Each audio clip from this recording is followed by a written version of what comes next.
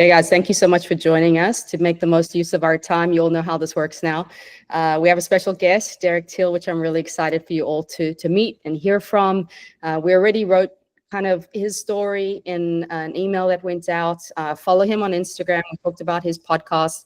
And then he's all things certified in strength training, nutrition. So if you missed the post on Facebook as well. So he's going to give us insight in quite a bit. As you guys know, if you have any questions that come up, please just go ahead. We want it to be as interactive as possible. So he talks to something, comment in the comments, ask us a question, and then we'll make sure to hit it. So Derek, thank you so much for joining us. I'm going to go straight into questions. And I always like to say, look and see what was the last thing you were posting about on Instagram. And it was something that's definitely helped me. And it was you dead hanging. And then someone else was dead hanging and they're like, do it every day. So can you explain what that is and why you do that? Yeah, hanging from a bar has a lot of benefits for endurance athletes. And to be honest, it's always funny to categorize things and market them in the endurance space. You really have to be focused online. But this is one of those things that is great for everyone unless you have some debilitating shoulder injury. But it can also fix a lot of overuse injuries and poor posture. So hanging from a bar, it's amazing for your shoulder mobility. It also improves your grip strength, which is amazing. And it can help your posture because when you're hanging, if you're just not completely dead hanging, if you are actually being active through your scapula, all those muscles between your scap and even your under your scapula. So we're talking like mid traps, rhomboids, even your lats, some serratus anterior muscles around your rib cage. All of those need to be active to hold your body up. And those are muscles that are very underactive when we're, especially on the bike. This is really my focus. I'm guessing you're going to use them a lot more in the pool. Maybe if you have really good run posture, you could use them more there, but it's just a great thing to improve your posture across the board. So 30 to 45 seconds, 2 to 3 rounds a day can do a lot for your upper body. Awesome. Well, thank you. I agree that I used to have shoulder pain and dead hanging was like the one thing that like actually really fixed it. So definitely try it out if that's you. Okay, We're going to move on and we're going to go. I want you to explain activation versus strength training. The goal of activation is to make sure that you are firing as many motor units as possible. And oftentimes you might want to activate muscles that typically turn off for yourself. Like if you're someone who has regular IT band issues that flare up, you might want to activate your glute medius and some of the muscles on the inside of your leg, like your adductors, your VMO, to ensure that when you go out and you run or you ride, that you are going to be using those muscles. And it's just kind of like literally tapping them, waking them up a little bit and saying, hey, make sure you're working because I need you so I don't have some crazy compensation and overuse injury. And so activation is you trying to get all of those muscles on board so that you are as efficient as possible and that you're protecting yourself from overuse injuries and any compensation that comes with it. But it's different than real strength training because the goal of activation isn't to really break down tissue to the point where it needs to rebuild back stronger, which is the goal with strength training. The goal with activation is just wake it up. It's not going to cause any fatigue. It's just going to make sure that you're going to be running as optimally as possible versus strength training where you have to push over that barrier to break down the tissue enough to give that stimulus to rebuild. So if you think about it, I'm sure a lot of you guys are familiar with the super compensation curve, but the whole idea is that after you do a training session, immediately after, you're actually going to perform worse because, of course, you're fatigued. You have to recover. And the goal, again, is going to be to catch your next training session once you've recovered past that initial baseline. And this is like your compensation curve of hopefully your body adapting to whatever stimulus that you give it. And so when you strength train, that happens. You finish the strength training session. And if you were to perform any activity at that point, you're not going to be able to do it as well because of the fatigue. So you have to go through that little valley to get back to the peak. But the thing about activation is it doesn't cause any of that breakdown. It's just waking everything up. So instead of having that dip in performance, you actually kind of, I mean, I don't want to get like, claim too much science on this, but the idea is that you would actually just jump to being better opposed to having that dip. But again, it's not going to make you stronger. It's just going to make the most of the available muscle tissue and fitness that you currently have. It's going to make the most of what you already have. Yeah, I would. So how many people, show of hands, do activation before all their workouts? Okay. I see 1, 2 hands. I feel like I wanted to see everybody's hands shoot up, so I'm a little bummed right now. Yeah. So tell me, Derek, how much time do you recommend? Obviously, I would say you should be doing it before every single workout. How much time do you recommend before workouts to allot to that? And then can you give us like a couple, because you're mostly a cyclist, but I'm sure you have activation that you would recommend for runners. What are like your top like 3 exercises you're like, these are the key activation exercises for biking and running? Yeah, to be honest, they're pretty similar. Like if you can go down a rabbit hole, and this is a problem that I've had as a trainer in the past. You learn so many things, you want to do all the things all the time, and pretty soon your warm up is longer than the workout that you're going to do. It's like overkill. So you have to pick things that make sense for the time. And I also understand if your body's feeling good, just getting out the door, easy warm up and getting into your workout. But ideally you would have tried a handful of things and you know what works best with your body. And what tends to be the simplest, easiest things for people to do for runners and for cyclists is some type of hip activation warm up. I'm sure you guys have seen thousands of reels on Instagram about this. There's some really good content for it, but it can be as simple as taking a mini loop band, putting it around your ankles and doing some lateral walks left to right. You can also, one of my favorite things to do are box steps. So you could literally step in a box pattern. It's 4 steps. And that actually is going to help get not only your glute medius, so the muscles on kind of the side of your butt toward your belt line, but also your glute max, and then your hip flexors and TFL as well. When you do that box shape, it's kind of doing all the muscles around your hips. So doing like 5 box steps to the right and then 5 box steps to the left, I'm going to say by the time you put the band on and take it off, we're definitely talking about less than a minute. And it's going to make a big difference as far as ensuring you're going to be using the correct muscles. So that would be like the bare minimum to do.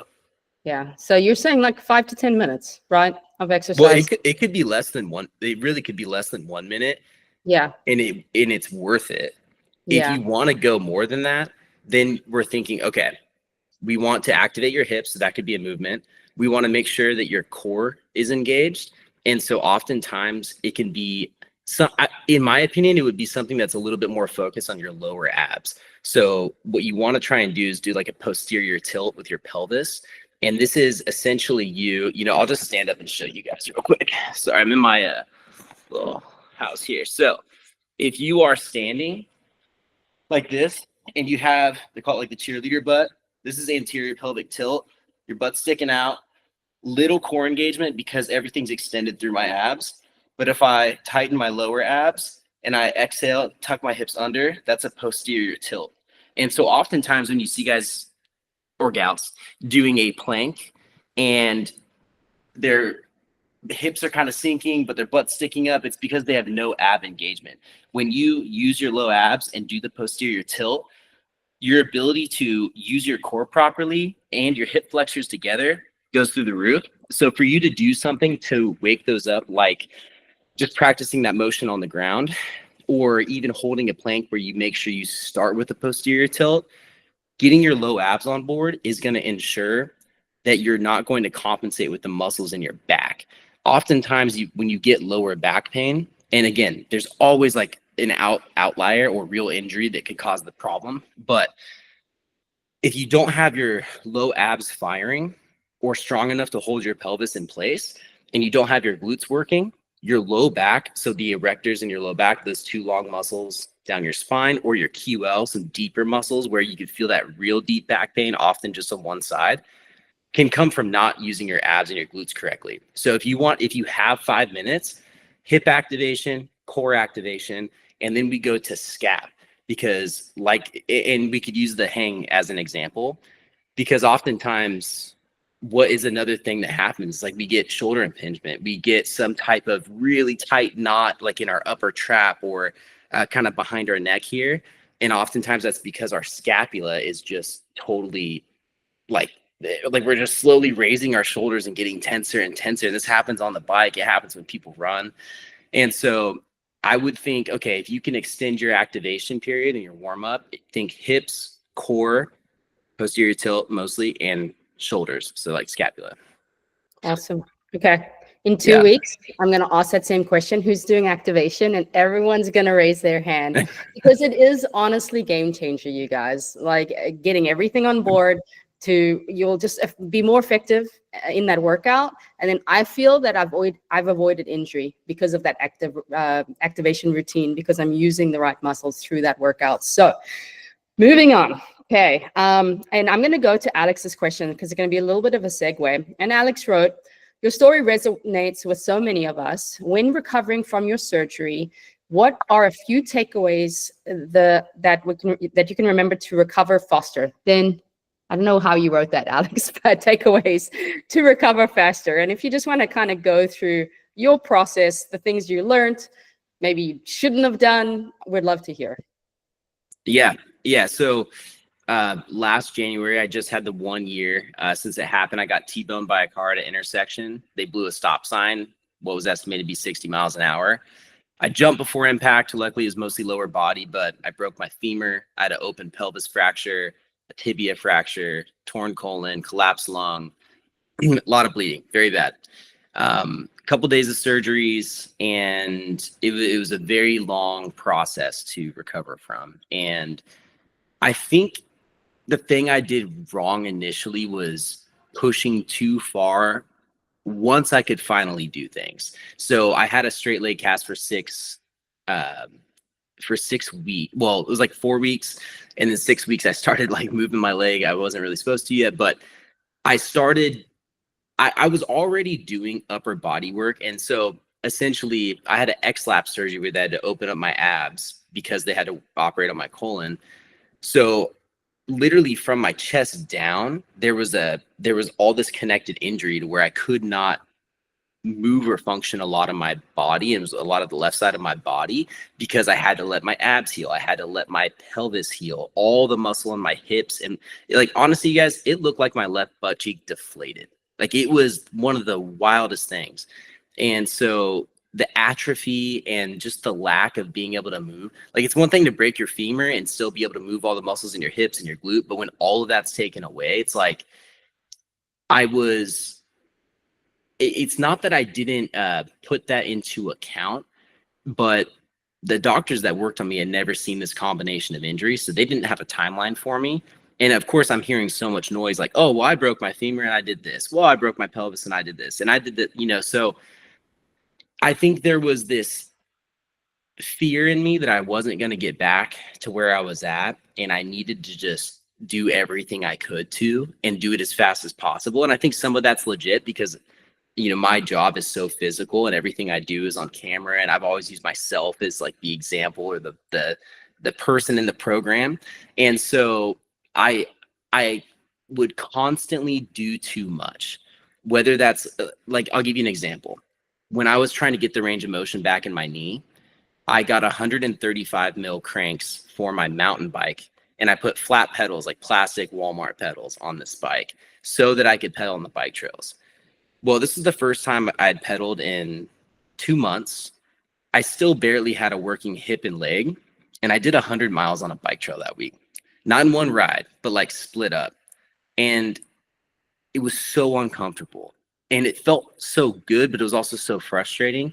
But it's like, why would I do 100 miles? Because it is too much. And so I was so afraid to let myself recalibrate and find a new baseline that I just was trying so hard to go back to what I was doing before and use that as my baseline. And this was a very long-winded answer to say that I needed more confidence and rest.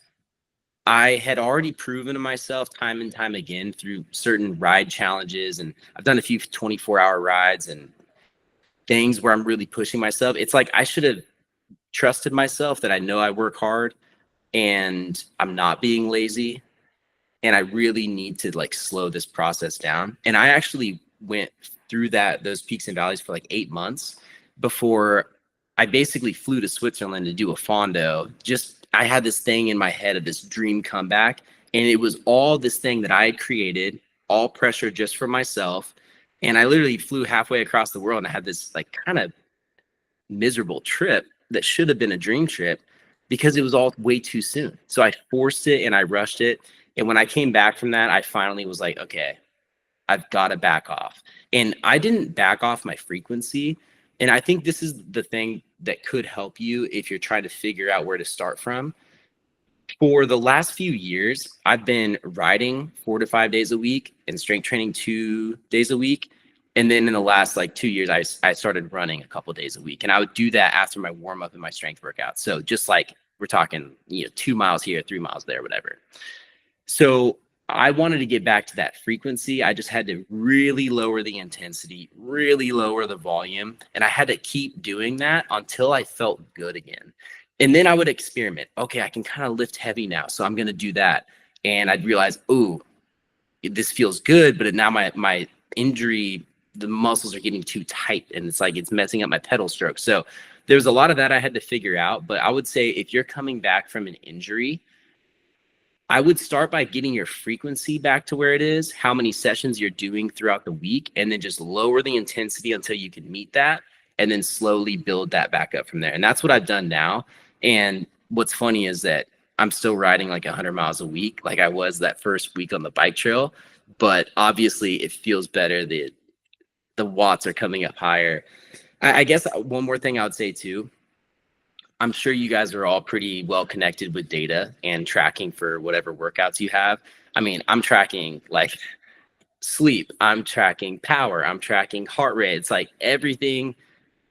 I have dual-sided power pedals on my bike. And so like I got to a point where I was so fixated on these numbers that I would do an hour trainer ride and just stare at my cycling dynamics. And it's only a 1 second power. So I'm just watching the 1 second power for an hour, left to right side, and making sure it's even. But I was going crazy trying to do that.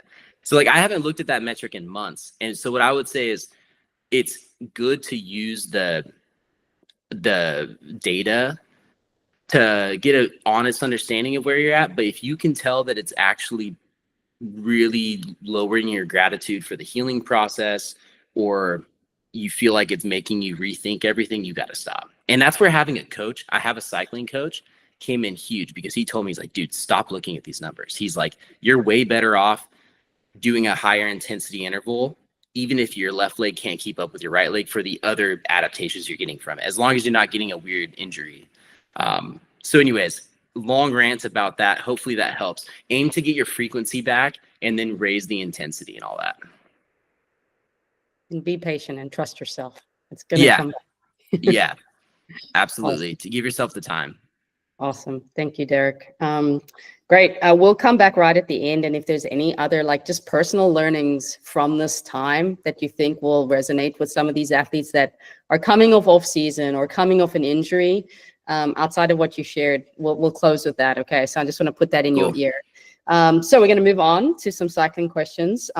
So on your Instagram page, where you have all these videos, as a cyclist, you focus on full body training, not just, and most coaches, they were always just focused on like lower body, right? Yeah. But you're focused on full body. Can you speak to that and the importance of full body routine? Yeah. A lot of it has to do with what we addressed in the activation routine, but even on the bike, you have 5 points of contact. You have your feet on the pedals, you have your butt on the saddle, and you have your hands on the handlebars. The exception I think you could start to make when you reel in upper body training is when you are competing for the win of the Tour de France and you need to look like Jonas Vingegaard. There's these times when I understand why making sure you don't have unnecessary mass is a realistic approach, but it's also, you're talking about the pinnacle of a sport for a very short time period. And to be honest, that is a huge sacrifice those athletes have to make that 99.9% of us don't have to. Because for you to train your upper body is going to help not only prevent those injuries, but make your comfort while you're riding so much better, because holding yourself up on the handlebars gets a lot easier when your arms are stronger and your shoulders are stronger. You have less likelihood for a shoulder impingement when you are training your back and hanging from a bar. grip strength, your stability pedaling, and your ability for your body to work in unison when you're on a mountain bike, or when you are, even if you're in a TT position on a bike, for you to feel more stable and to know that your core is actually able to hold your body in place when you're putting down power. There's just so many layers to why training your total body is more important. And then there's this actual reality of the fact that your legs need to rest a little bit. It's so easy for me to give someone 100 leg workouts, and to be honest, a lot of cyclists are looking for that. So what I see a lot of times on Instagram is like, cycling specific workout, and it's like 20 different thrown together leg only exercises. And I'm like, first off, you'd probably enjoy that as a cyclist because your legs would be destroyed, and we have some sick, like enjoyment of that. But the reality is it's going to take you 4 days to recover from a workout like that. And so if you split your sessions with total body, there is less total volume on your legs. But again, thinking about the rest of your entire week, it's necessary for you to be consistent long term, opposed to going through this cycle of 2 months of strength training and then being sore and then not doing it because you can't get your riding workouts done. The same way after the injury, I had to lower my intensity and get the frequency right, is the same thing you kind of need to do when you start strength training. It's like, what's the minimum you can do to where you can still recover from it, get the benefits, and still nail all of your on the bike workouts or your run workouts or your swim workouts, and then you slowly build it up from there. You have to take that same approach. And oftentimes that could look like just a few leg movements a week. And I guess the other thing I would say to be wary of for other people is that right now, the conversation is getting less about whether or not you should strength train, and most people agree that you should. It's really getting down to how. And what a lot of people are doing are taking studies where the stimulus provided is something that would have been provided for a power lifter or for a bodybuilder or someone who's a pure strength athlete. And they say, hey, look, the best way to strengthen your legs is to do this 5x5 squat routine because this study said that's what made these legs stronger. And you're like, okay, that's awesome. But like, they're not riding for 10 hours a week or something like that. Or they only did this for a very short period of time and they were miserable the entire, like there's all these like layers to it.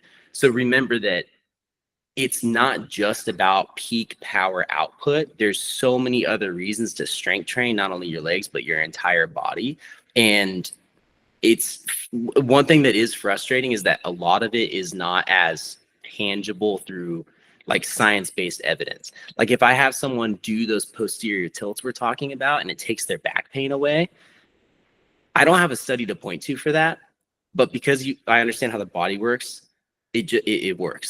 So it's like you have to point to like 20 different things for it to correlate. But anyways, kind of a little rant there. But that's why total body training can be so dang beneficial. Yeah.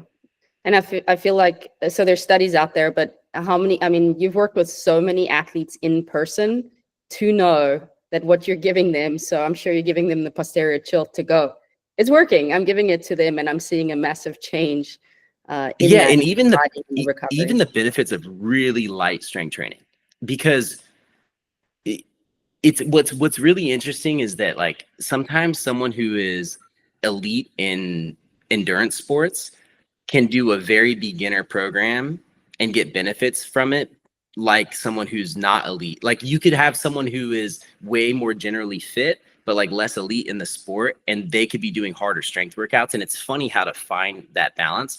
But oftentimes I've noticed that you really elite athletes, like they don't have to do crazy heavy high intensity to get those benefits. It can be like a goblet squat sometimes holding a 20-pound kettlebell that is enough for them to actually gain the strength that they're looking for. And then it doesn't send them over the edge of too much soreness and too much fatigue.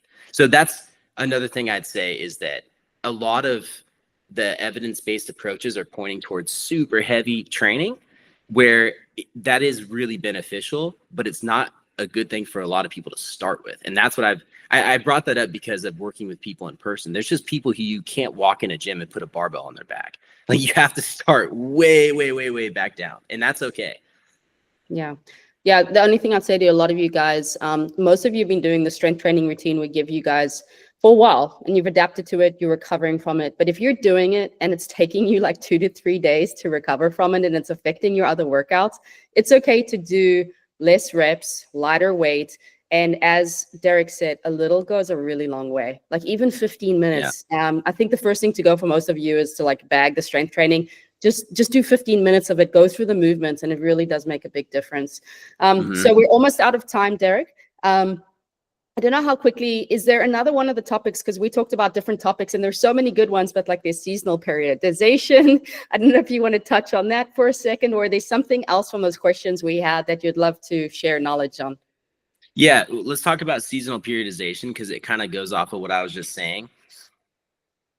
There is a great time, and I'm sure everyone can find it throughout their year. For a lot of people, it's right now. We're actually putting more emphasis of intensity on strength training is great and it's appropriate, because what you build during this time is going to have to carry you throughout the year. And it's important to nail that time and to understand, okay, this is the time right now where I am going to feel the fatigue from my strength workout in my zone 2 ride or zone 2 workout, whatever it is. And that's okay. But as the intensity goes back into your running, riding, or swimming, you might want to consider either lowering the volume or lowering the intensity of your strength workout and find a place where you can maintain throughout the year. Because again, like Natasha was just saying, if you do this really, really good 3-month block of strength training in the off season, and then you feel like it's not sustainable throughout the year and just stop strength training, well, you're going to feel the effects of that strength training benefit your tri training essentially for a while, but then it's going to start going back downhill again. And if you just totally dump it, you're just going to have to restart the next year, like almost entirely. And so for you to just back off the intensity, back off the weight, go toward more maintenance and keep the frequency up, then you're going to actually maintain it. And truthfully, I would opt for closer to 2 sessions per week opposed to even just 1 for maintenance, just because the 1 is a very slippery slope. We all know how if it's once a week and you miss it, then it's 2 weeks. It's just like, so I would say back off the intensity and then make sure you maintain throughout the season. So for a lot of people, build during winter, maintain all summer, and just keep it moving that way. So that's just a way for you to periodize the intensity. Awesome. Okay. Yeah, we had a quick question from Dottie. She said, what's the best thing to help with muscle soreness with strength training? I don't know if you want to answer that, Derek. Strength training consistency. It's kind of an annoying answer, but that's the truth. And I would say, sometimes the problem is you guys are fit, and your fitness can get you into trouble. It's like when a cyclist runs for the first time, they have the engine, but not the tendons and ligaments and bone, like everything else to keep their lower leg healthy. So they send it and they get injured. So you have such good aerobic fitness that can actually carry you through a lot of strength workouts. So what you might find is if you have debilitating soreness, you're either hammering one body part too much, or you just have to back off the intensity until that soreness goes away and then rebuild it up from there. And it could feel like you're not even doing that much, but you got to take it there to get rid of it. And I'll just say, if you're not strength training consistently twice a week, the soreness is going to be this, like, you're forever sore. You're just forever sore. You're on a forever cycle of soreness. If you do it twice a week, even if it's like a yoga session as one of your strength sessions, even that will make such a huge difference. So the consistency of twice a week will be the best thing to battle against the muscle soreness. But if you get there anyways, because it's still going to happen, take an Epsom salt bath and drink a glass of wine or something like that. It's going to help. Take a Tylenol extra strength. Awesome. Okay, guys, it's 6:30. Derek, do you have any kind of closing words on anything for these guys? The thing I learned from the accident, one of the biggest things was, well, for one, personally, just the pride I had in my own physical capabilities. It really hits you in the face when you're not promised that you'll get those capabilities back. So that was a personal thing I struggled with, but also just the tightrope I was walking between business. I have 3 little boys, so family, my own athletic endeavors, saying yes to this event because of this reason, and saying yes to this partnership or this content piece or this, yes, yes, yes. My motto this year is to do less better. And it's been a really challenging process because I'm having to go back to people I promised things to and actually say I can't. And so like it's not easy, but the amount of peace I'm gaining right now is completely worth it. And as triathletes, or in the endurance world in general, it's so easy to pile on training volume and to say yes to other opportunities. It seems like a lot of successful endurance athletes are just successful in life in general too. So like it's just easy to build up such an unsustainable pace that everything becomes rushed and you don't have the peace. So I would just consider that motto that I've had to learn really in a really hard way this year, which is just do less better. Awesome. Well, Derek, we appreciate you saying yes to us and being able to share your knowledge. That's Yeah. not taken for granted. And yeah, guys, thank you, Derek. My last couple things just before you guys sign off. Announcements. A lot of you have been emailing me for the Garmin codes. They will come hopefully this week. We're waiting for unique codes for every single person gets a unique code to be able to purchase versus one blanket code. So that's the delay that they're trying to get it all going. And then a reminder of our Front Pack app. Everything is going to Front Pack communication moving forwards, not on Facebook, not on Discord. So please go there. And then we have no call next week because of the Super Bowl. And then finally, the kits. We have 2 more days to order kits. I actually looked at the list. Many of you have not ordered it yet. So I please encourage you to go there, not to forget to order your racing kit for this year. Okay, guys, have a great week. Derek, thank you again. We really appreciate your time. Thank you, guys. Honored to be here. Keep crushing it. Bye. Thank you.